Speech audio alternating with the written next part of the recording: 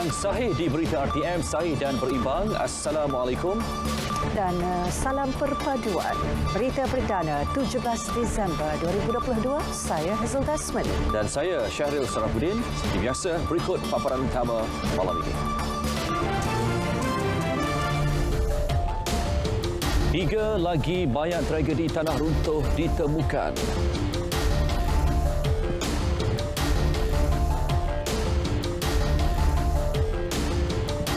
Konsep desa perlu diberi nafas baharu.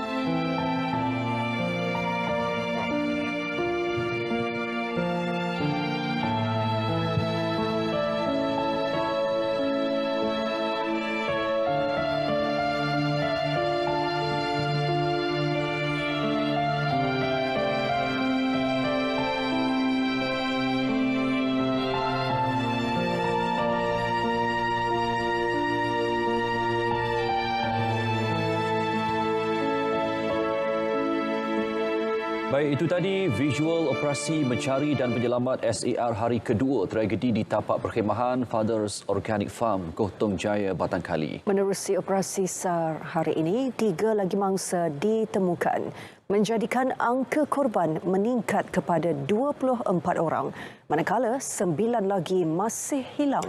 Ketua Polis Negara Tan Sri Akril Sani Abdullah Sani memaklumkan bangsa ke-24 merupakan kanak-kanak perempuan ditemukan di bahagian sektor pencarian A iaitu Hillview pada pukul 4.05 petang.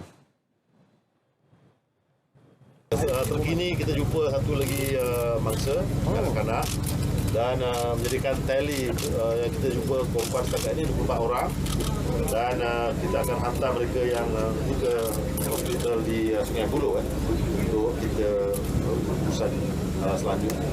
Dan yang lain itu kita berdoa, kita berharap.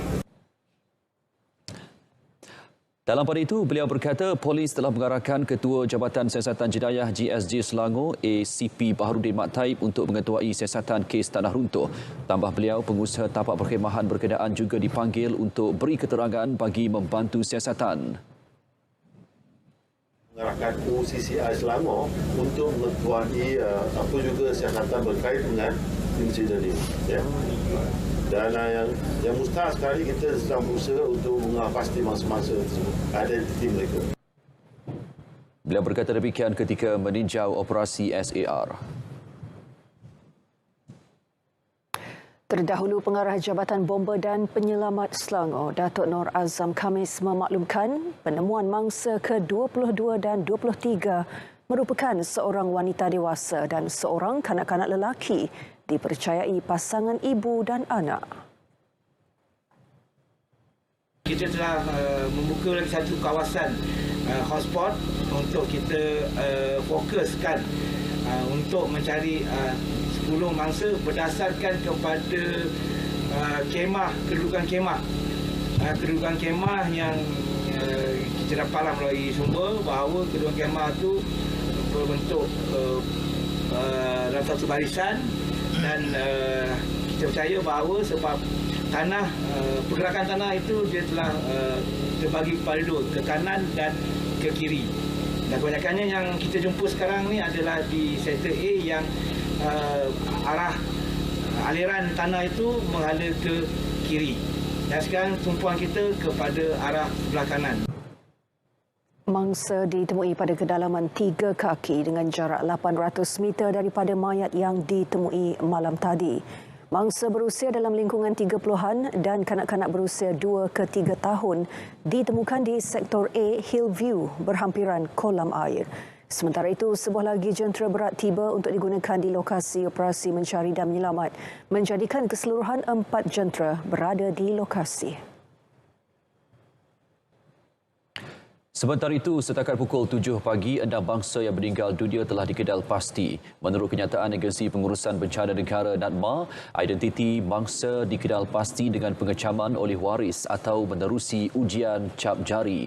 Mereka merupakan 5 wanita dewasa dikenali Lim Wei Sin, Hong Mei Jing, Nurul Azmani, Lai Li Yin dan Lai Li Ku. Manakala seorang lagi kanak-kanak lelaki berusia 9 tahun, Tong Kai. Proses bersiasat dan pengecaman mayat yang lain masih dijalankan. Sementara itu, NADMA berkata 4 orang masih menerima rawatan di Hospital Selayang dan seorang di Hospital Kuala Lumpur. Manakala 3 yang menerima rawatan di Hospital Kuala Kubu Baru dibenarkan pulang semalam.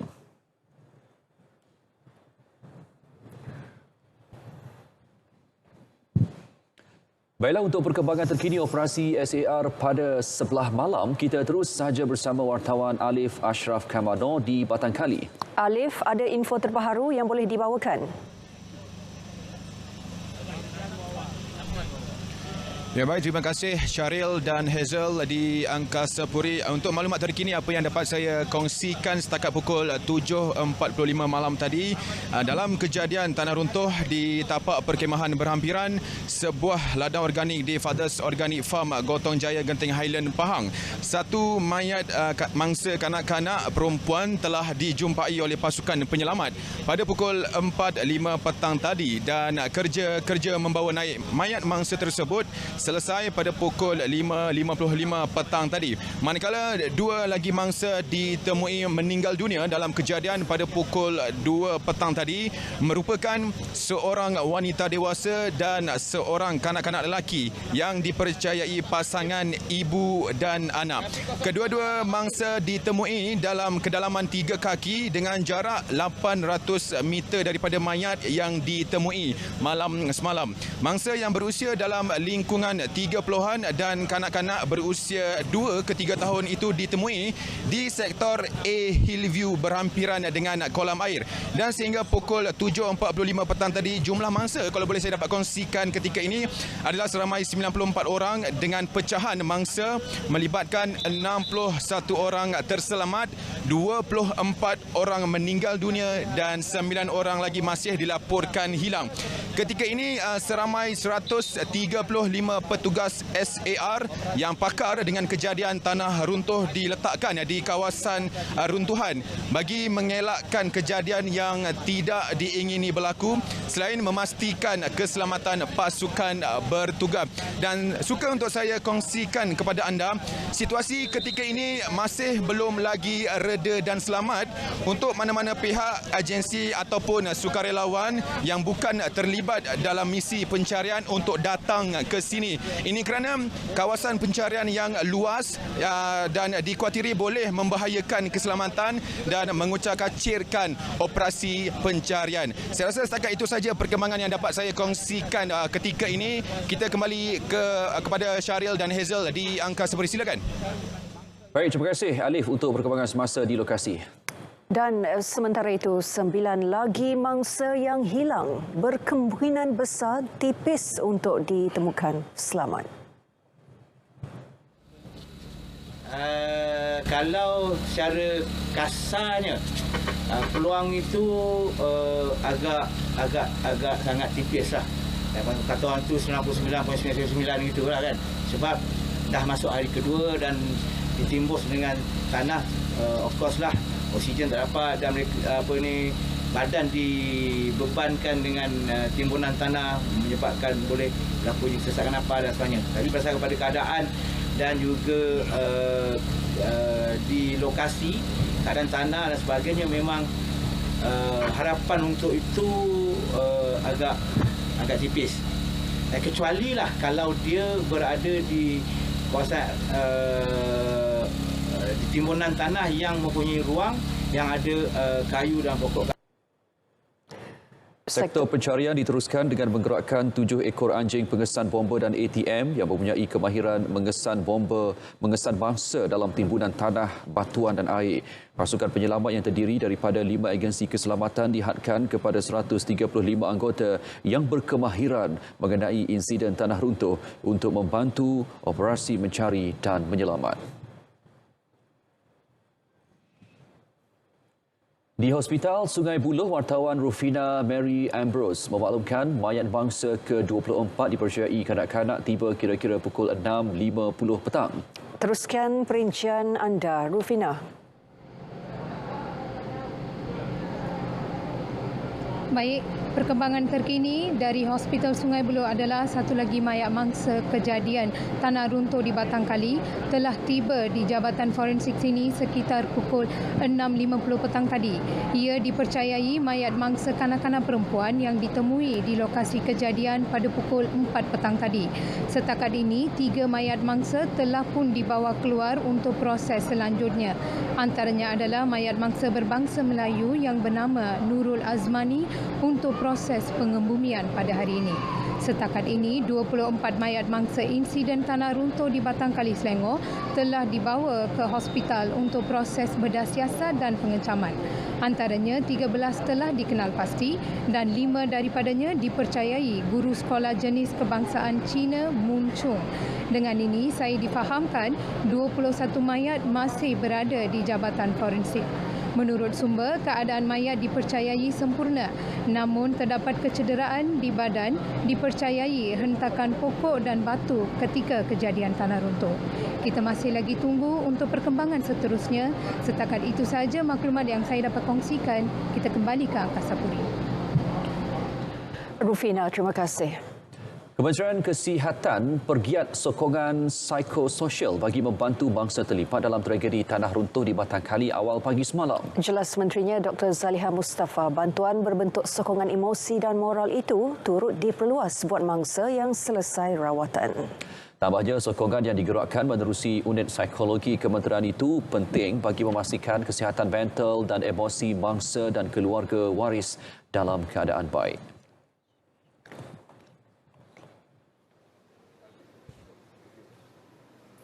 Kita activate kita punya bahagian kesihatan mental untuk memberi sokongan kepada mereka, dan ini akan diteruskan juga sehingga mereka pulang ke rumah nanti, ya.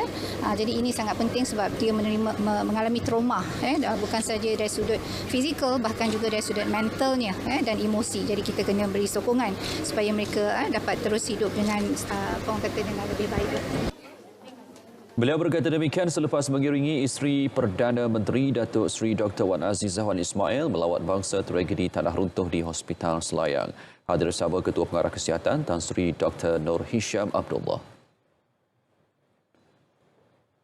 Sementara itu, seramai 3 kaunselor ditugaskan untuk setiap 3 shift bagi memberi sokongan psikososial kepada waris dan keluarga mangsa.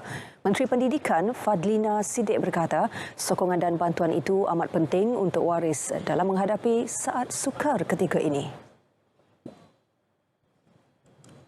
Sebagaimana yang saya maklumkan semalam bahawa KPM akan menawarkan sokongan psikososial kepada keluarga dan juga waris mangsa, dan hari ini saya boleh sahkan bahawa kita telah pun bertugas.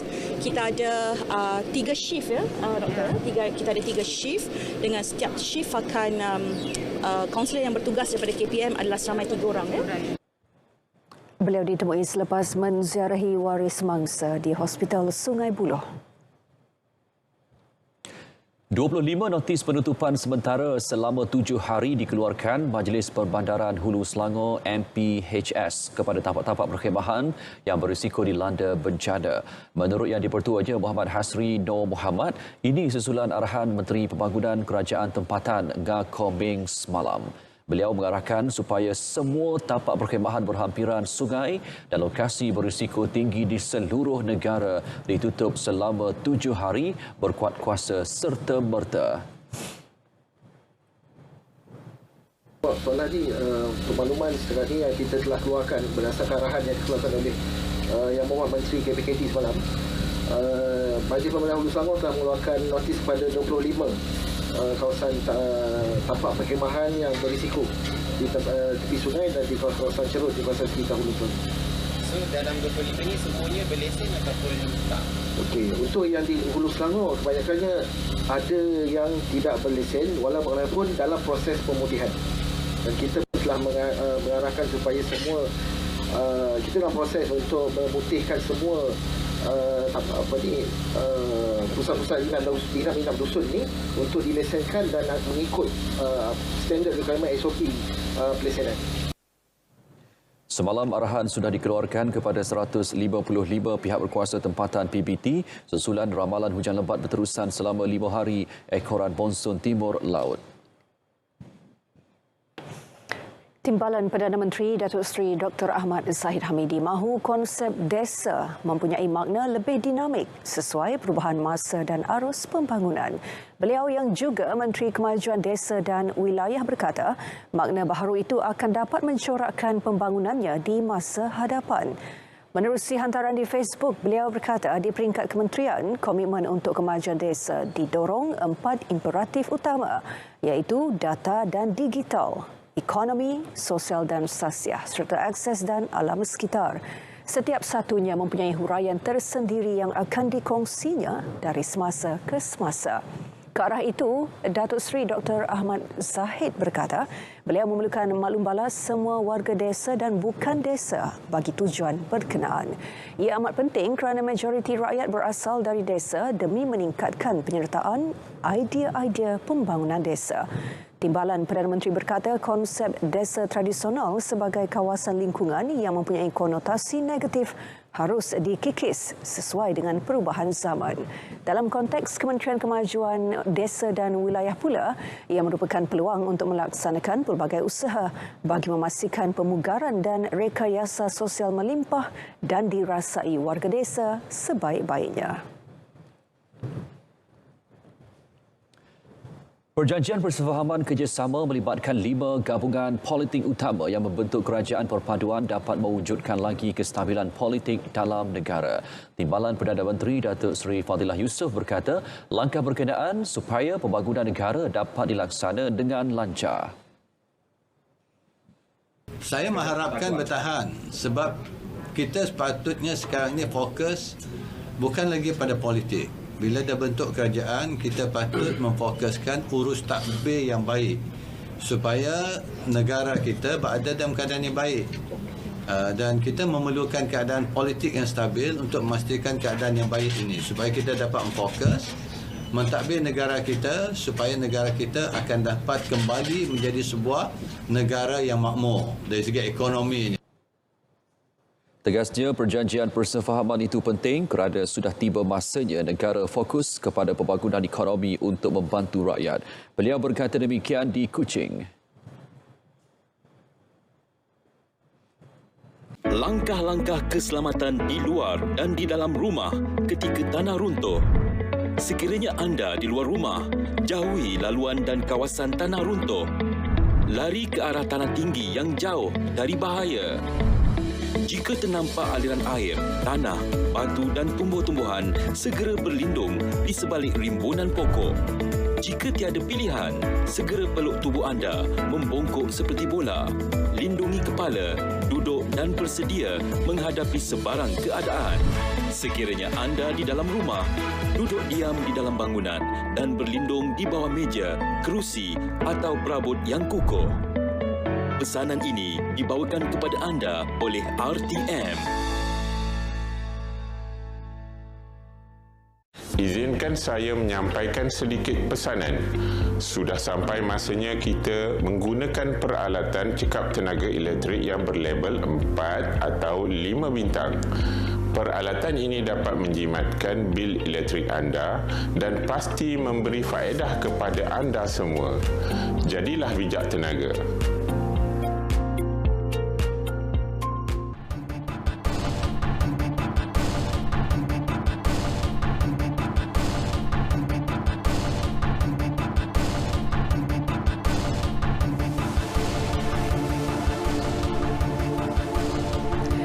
Jualan produk kraft berjumlah 7.5 juta ringgit disasarkan sepanjang Festival Kraft Johor FKJ 2022 yang menghimpunkan 217 usahawan kraft dalam pelbagai bidang.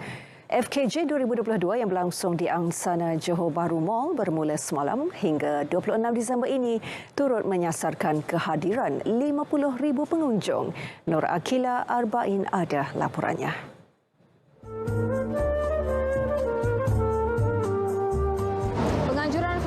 Kraft Johor 2020 ini membantu pengusaha industri kraft tanah air mempromosikan produk mereka secara terus kepada pengguna. Ia juga menjadi titik pertemuan antara pengusaha industri kraft, pengusaha industri pelancongan dan juga lain-lain industri berkaitan. Ini secara tidak langsung membantu mereka meningkatkan pendapatan masing-masing. Menurut Pengarah Kanan Bahagian Pembangunan Industri Kraft Tangan Malaysia, Azran Arif, ini merupakan penganjuran FKJ kali ke-9 sejak 2011 dan yang pertama selepas 2 tahun dihentikan akibat COVID-19. Antara aktiviti menarik ialah jualan kraft, pameran dan jualan produk komuniti, pameran Ini Batik Malaysia, pameran Institut Kraft Negara, pameran Adi Guru Kraft 2022 serta demonstrasi dan interaktif kraft batik Malaysia. Dan pada tahun ini juga FKJ seperti mana yang telah kita laksanakan pada tahun lepas, kita memang ada tawaran istimewa kepada pengunjung yang datang ke sini di mana kita mempunyai tawaran rebate RM30 bagi setiap pembelian RM100 dan ini merupakan salah satu tarikan yang belum pernah kita adakan pada penganjuran FKJ sebelum ini dan ini merupakan booster kepada peningkatan jualan terhadap produk kraft yang kita jual ataupun persembahkan di sini. Bagi usahawan kraft, FKJ 2022 adalah lubuk rezeki mereka memperkenalkan produk jualan bukan sahaja kepada warga tempatan, malah negara jiran Singapura. Salah satu tempat platform untuk customer kenal saya adalah melalui festival craft lah. So untuk yang kat Johor ni yang kali ketiga. Jadi memang customer saya memang saya kumpul daripada sini. Daripada situ kita punya perniagaan berkembang. Apa yang kita jual ni dapat menarik perhatian orang-orang macam orang-orang pengunjung lah, especially macam orang Singapura apa semua. Alhamdulillah hasil kraft tangan orang asli ni ramai orang pandang dengan mengatakan wah ini adalah terasa macam balik kampung, suasana kampung. Kita kenang pada zaman-zaman dulu dengan hasil kraft tangan daripada Mengkuang. FKJ 2022 dirasmikan Ketua Setiausaha Kementerian Pelancongan, Seni dan Budaya Datuk Saraya Arbi. Pada majlis perasmian, 3 pengusaha kraft dalam bidang tekstil Sulaman menerima anugerah Adi Guru Kraft iaitu dari Sabah Emilianah Dahun bagi Sulaman Linangkit dan Krishna Mojupi untuk Sulaman Pis serta Salbiah Muhi Sulaman Keringkam dari Sarawak.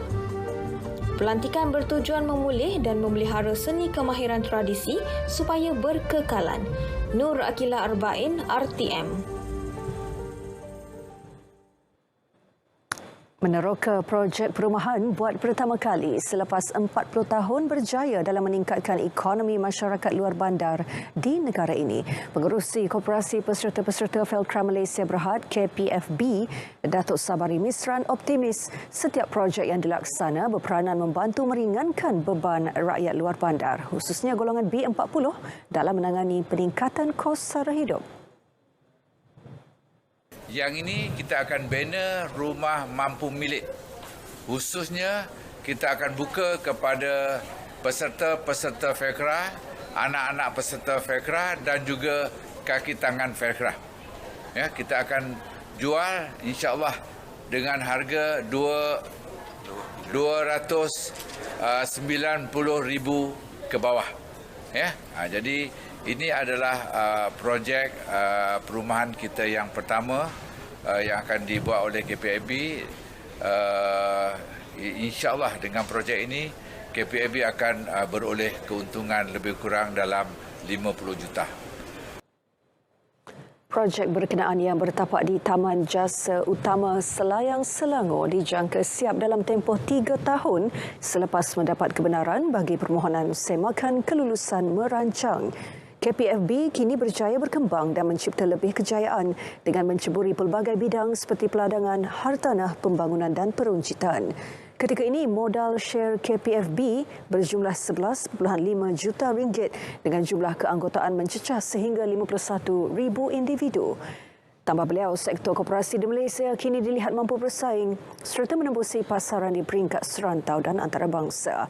Ia berikutan aktiviti komersial sektor koperasi negara mempunyai potensi besar untuk diperluaskan lagi ke peringkat serantau dan global, khususnya ke negara-negara ASEAN. Beliau berkata demikian pada Mesyuarat Agung Perwakilan Tahunan ke-40 KPFB di Ibu Negara. Jom meriahkan Rock and Rio pada 16 hingga 18 Disember ini bertempat di Bukit Kiara Equestrian Resort. Nikmati pertunjukan seni, bengkel kreatif, kedai pop-up, pelbagai aktiviti dan makanan menarik. Juga saksikan persembahan hebat daripada Dato' M. Nasir, Ella, Dato' Rami Sarip, I.M. Nita, Aizat Amdan, K-Click dan ramai lagi. Patuhi SOP terkini dan jumpa anda di sana.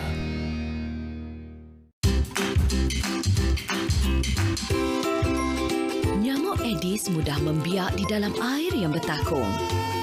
Cegah pembiakan nyamuk Aedes. Pastikan bekas yang boleh menakung air dibuang dengan betul. Tutup rapat semua bekas yang menyimpan air. Periksa saluran air pada bumbung rumah agar tidak tersumbat. Tiada Aedes, tiada denggi. Bersua kembali. Situasi banjir di Kelantan dan Perak meningkat manakala negeri Terengganu, Johor dan Sarawak masing-masing kekal. Setakat pukul 8 malam tadi, Laporan Bencana Nasional APM merekodkan jumlah keseluruhan 1,708 penduduk terjejas kini berlindung di 12 pusat pemindahan sementara. Dan berikut perincian mengikut negeri terjejas.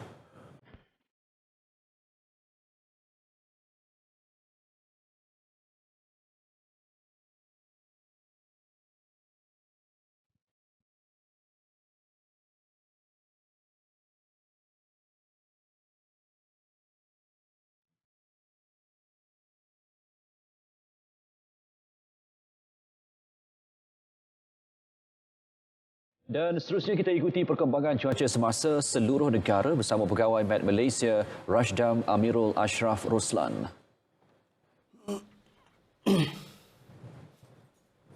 Baiklah, Assalamualaikum dan salam hormat kepada semua penonton. Kita mulakan informasi cuaca pada malam ini dengan melihat kepada keadaan cuaca semasa. Dapat diperhatikan ketika ini, hujan lebat kini sedang berlaku di 1-2 tempat melibatkan hampir ke semua negeri di Semenanjung Malaysia, terutamanya di bahagian utara dan pantai timur Semenanjung. Keadaan hujan yang sedang berlaku ketika ini dijangka boleh berlanjutan dalam tempoh masa yang agak lama. Oleh yang demikian, Met Malaysia telah pun mengeluarkan aman hujan berterusan peringkat waspada dan juga jingga melibatkan kawasan-kawasan yang berwarna berkenaan.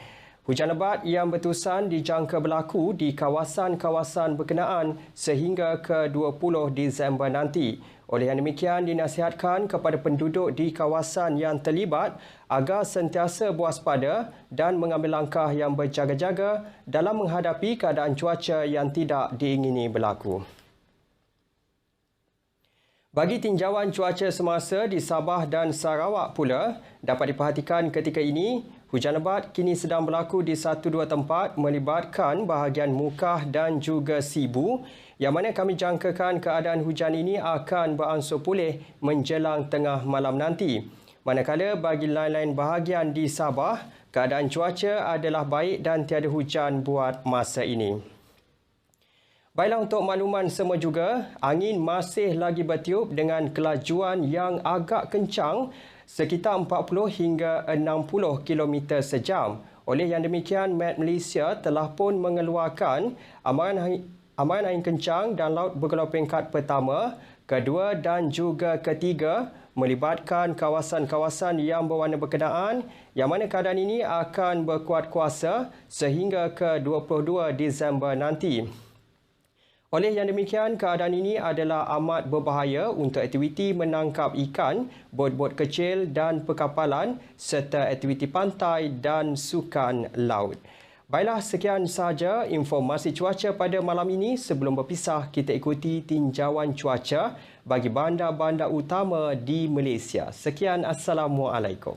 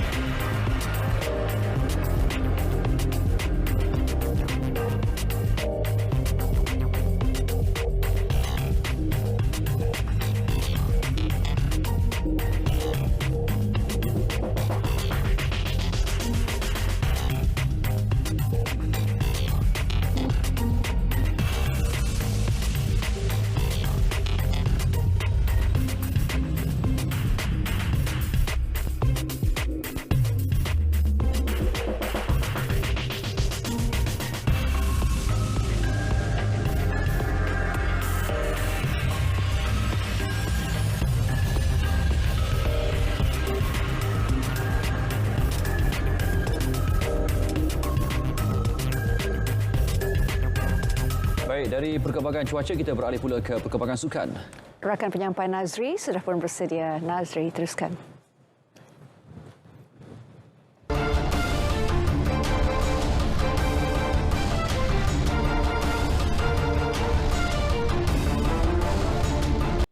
Beralih ke perkembangan sukan tempatan, seramai 23 pemain diumum bagi membawa cabaran Halimah Malaya pada kempen Piala AFF 2022 yang dijadual bermula pada 20 Disember hingga 16 Januari 2023. Bagaimanapun dalam senarai tersebut, 5 pemain tidak berada dalam senarai iaitu penjaga gol Azri Abdul Ghani, R. Kogiles Warren, Ramadan Saifullah Usman, Alif Izwan Yuslan dan Dion Kuls.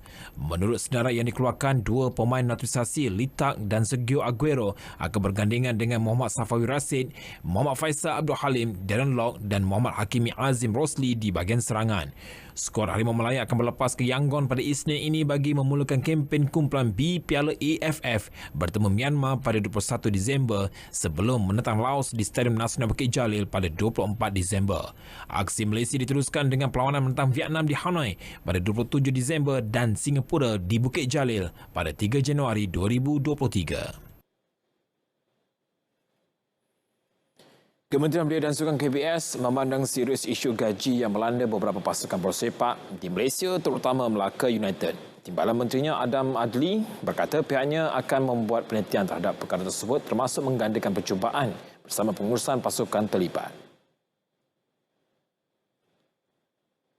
Ujarnya KBS tidak mempunyai kuasa mutlak dalam hal berkaitan namun akan membantu mencari jalan keluar bagi memastikan masalah sama tidak berulang.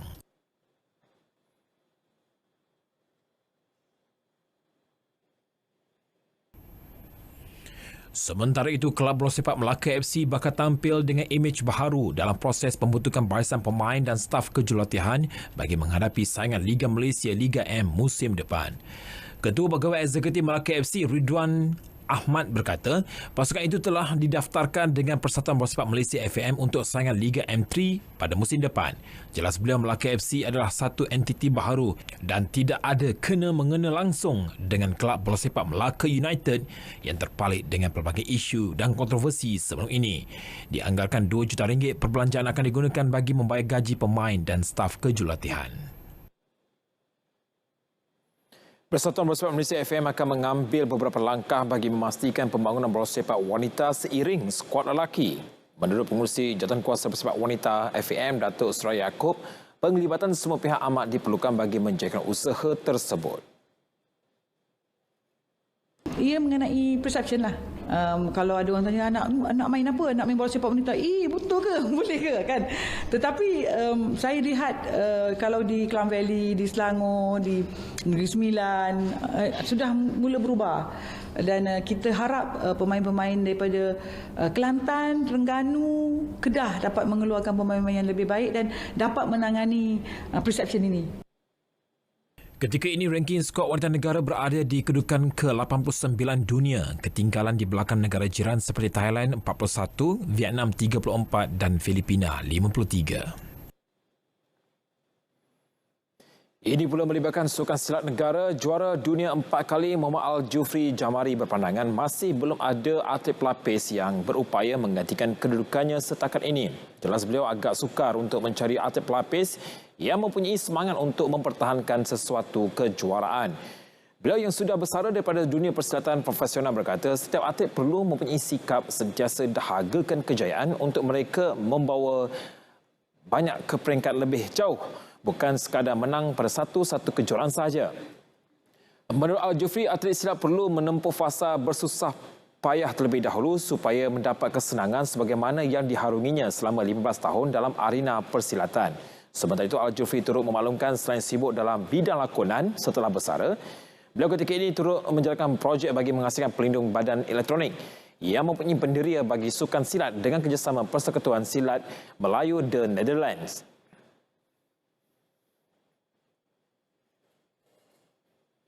Kejohanan Olahraga Institusi Pengajian Tinggi IPT 2022, pelari pecuk wanita negara Zaidatul Husnia Zulkifli memuji penganjuran kejohanan tersebut yang dilihat berpotensi menjukir lebih ramai atlet baharu. Menurut pemenang pingat perak Sukan SEA Kuala Lumpur 2017 itu, dia mengakui kejohanan ini adalah jawapan kepada ketandusan kejohanan yang dihadapi oleh atlet-atlet IPT. Satu platform UPM buat untuk menonjolkan atlet daripada universiti lah. Bagi adik is good lah benda tu, sebab kita nak ikut macam Diamond League kan, setiap bulan ada game. So bagi adik itu adalah bagus lah untuk atlet universiti untuk menonjolkan diri di setiap kejohanan lah.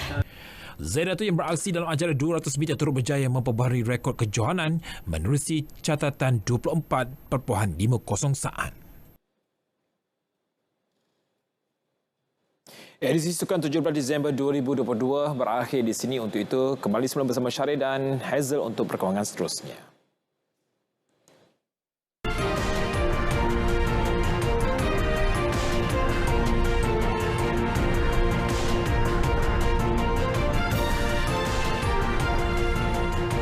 Masih bersama berita perdana, Rusia tidak akan menggunakan senjata biologi terhadap Ukraine. Juga peningkatan harga bahan api, pemandu bas di Jordan adakan demonstrasi. Kita saksikan rangkuman perkembangan luar negara. Di tengah-tengah kebimbangan dunia susulan Moscow berusaha meningkatkan serangan besar-besaran terhadap Ukraine, wakil diplomat Rusia menegaskan isu penggunaan senjata biologi langsung tidak timbul. Pada sidang media di Geneva, Timbalan Pengarah di Jabatan Kawalan Senjata Kementerian Luar Rusia, Konstantin Vorosov berkata, Moscow komited sepenuhnya terhadap kewajipan di bawah perjanjian antarabangsa iaitu larangan penggunaan senjata kimia dan biologi. Dakwa beliau, persoalan berhubung penggunaan senjata biologi dari Rusia sengaja dibangkitkan sebagai usaha untuk mengalih masalah sebenar di Ukraine oleh aktiviti jihad Amerika Syarikat.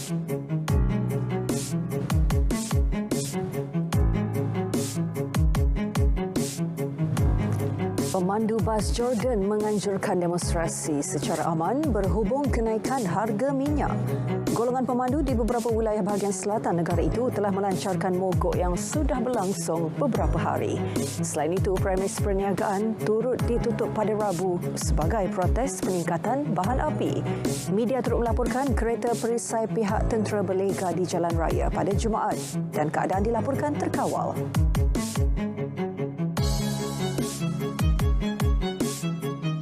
Sementara itu di Peru, pelancong yang terkandas susulan krisis politik akhirnya dapat cari jalan keluar untuk meninggalkan negara itu pada Jumaat, sama ada melalui bas atau bot. Ada dalam kalangan mereka terkandas sejak 12 Disember dan terpaksa berjalan lebih 7 jam setelah peserta protes menghalang laluan tren. Protes oleh penyokong bekas Presiden Pedro Castillo itu menuntut peletakan jawatan Presiden baru yang setakat ini telah meragut 17 nyawa.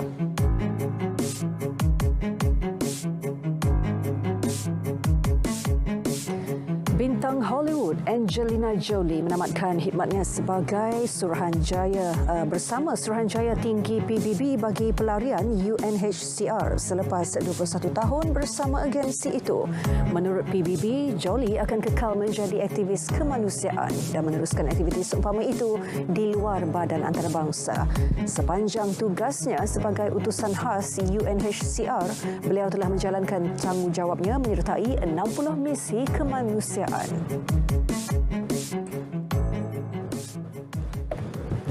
SWCOM merancang untuk meningkatkan sijil kemahiran Malaysia SKM pengurusan sisa pepejal pembersihan awam PSPPA kepada tahap diploma pada masa akan datang. Ia sekaligus dapat meningkatkan lagi taraf sektor pekerjaan pembersihan, tangga gaji dan kebergantungan pekerja asing.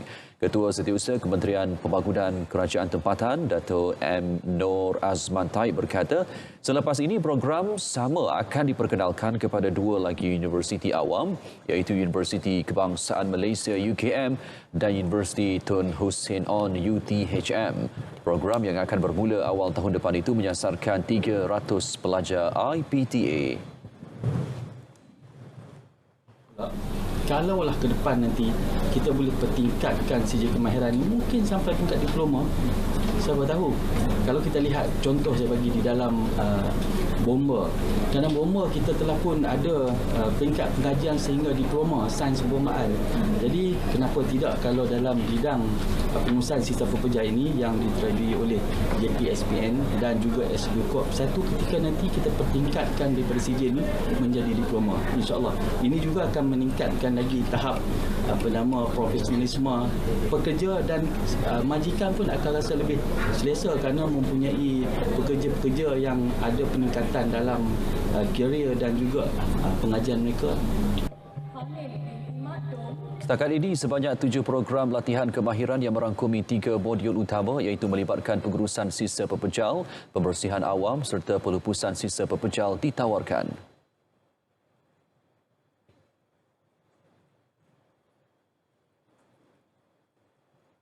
Bantu kita lah daripada sesi pekerjaan yang lebih sempurna lagi lah dan pekerjaan yang lebih lengkap lagi daripada step by step yang kita belajar, benda-benda baru yang kita belum tahu. Sepanjang kita bekerja tu ada yang step-step yang salah, ada yang step-step yang tak diperlukan, dan apabila kita hadiri kursus ini dan CJ Kemahiran Malaysia ini, kita dapat meningkatkan lagi lah produktiviti kita, kualiti kerja kita. Berkaitan dengan kerja saya sebab saya membawa jentera waterjet, memang bertepatan lah dengan kursus yang saya tempuhi ni. Jadi memang boleh digunakan lah untuk membuat kerja-kerja dan boleh berkongsi pengalaman dengan sahabat-sahabat yang lain nanti. Kebijaksanaan yang di-Pertuan Agong melerai kekusutan politik negara. Kini tiba masa semua pihak daripada pelbagai ideologi dan pandangan harus senada demi pertiwi.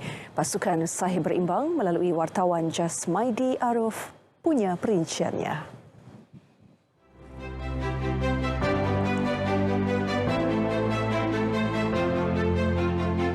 Proses demokrasi berjaya dilaksanakan menerusi pilihan raya umum ke-15 November lalu. Situasi parlimen tergantung berjaya dilerai, hasil kebijaksanaan payung negara. Pembentukan kerajaan perpaduan menjadi bukti, perbezaan bukan segalanya. Saya melihat bahawa demi pertiwi ialah satu keadaan di mana kita mengutamakan negara daripada segala-galanya. Walaupun mungkin mereka berbeza dari segi ideologi, dari segi pandangan, dari segi pegangan parti politik, tapi mereka masih ada usaha untuk bersama membentuk dan juga merencana kerajaan ini supaya lebih kata orang elok, lebih lagi stabil politik dan ekonominya pada masa akan datang. Demi pertiwi. Ungkapan itu perlu diterjemah demi nikmat negara yang stabil. Dah tentu rakyat mengharapkan bila dah bentuk kerajaan perpaduan ini, rakyat inginkan pembangunan, rakyat inginkan segala dasar dan janji itu dapat dilaksanakan. Contohnya seperti bagaimana untuk memulihkan ekonomi negara yang terencat kerana COVID-19 dan juga beberapa rencatan daripada masalah global ekonomi, ya. Besar harapan semua agar kepentingan rakyat yang diwar-warkan pada kempen pilihan raya kekal jadi keutamaan. Dengan pembentukan kerajaan baru ni, kita dapat lebih menaikkan tahap pendidikan kita ke arah yang lebih tinggi, which is membuka peluang pendidikan yang lebih besar terutamanya kepada golongan yang kurang berkemampuan, contohnya yang tak dapat sambung pelajaran selepas SPM contohnya. Sebagai belia, saya mengharapkan agar kerajaan kita ni akan terus memfokuskan kepada sektor-sektor kecil seperti pekebun, petani, pengusaha sawah, kerana sedikit sebanyak golongan ini juga menyumbang kepada sektor ekonomi negara kita. Saya mengharapkan kerajaan memfokuskan dalam sektor ekonomi.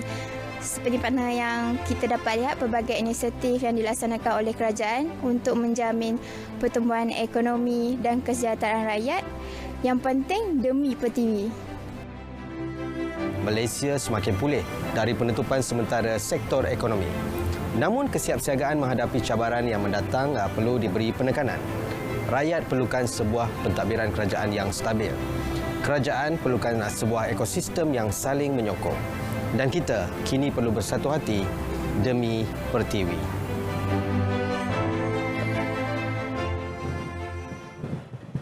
Kementerian Komunikasi dan Digital KKD akan meneruskan pemberian geran kandungan digital untuk menyemarakkan lagi industri kreatif negara. Jelas Ketua Setiausahanya Datuk Seri Muhammad Mentek, jumlah geran untuk tahun 2023 akan diumumkan sebaik sahaja bajet diluluskan. Untuk tahun depan, insya-Allah.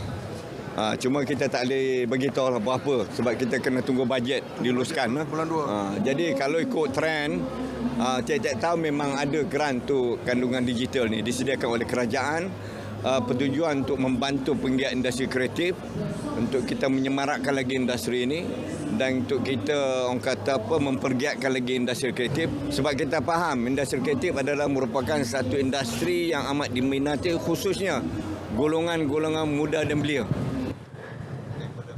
Beliau berkata demikian selepas merasmikan Malaysia Digital Content Festival MYDCF 2022 di Ibu Negara. Terdahulu, 7.2 juta ringgit geran telah disalurkan oleh Perbadanan Ekonomi Digital Malaysia MDEC kepada 34 penggiat industri kreatif tempatan pada tahun ini bagi membangunkan industri tersebut. Pindaan Akta Kerja 1955 berkaitan waktu kerja fleksibel adalah antara perkara yang bakal dilaksanakan dalam masa terdekat. Menurut Menteri Sumber Manusia V. Sivakumar, meski pindaan itu sudah dibuat, namun pelaksanaannya masih tertakluk kepada budi bicara majikan. Tambah beliau, waktu kerja fleksibel mampu meningkatkan produktiviti pekerja.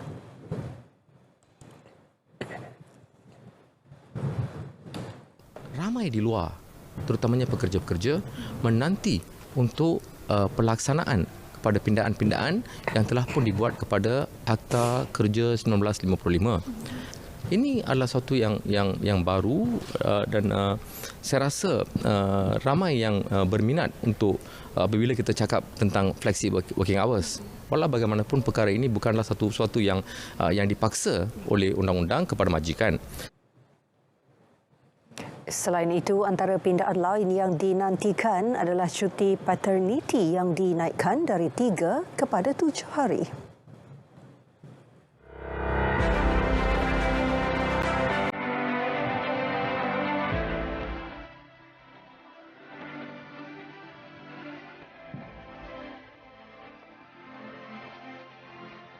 Kepercayaan kepada Tuhan, kesetiaan kepada raja dan negara, keluhuran perlembagaan, kedaulatan undang-undang, kesopanan dan kesusilaan.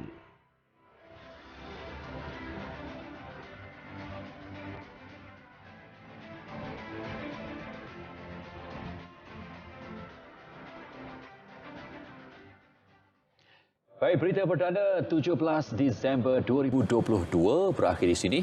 Dan anda boleh terus dapatkan perkembangan sahih sepanjang masa melalui portal berita.rtm.gov.my. Yang pasti yang sahih di RTM. Salam sejahtera dan salam perpaduan.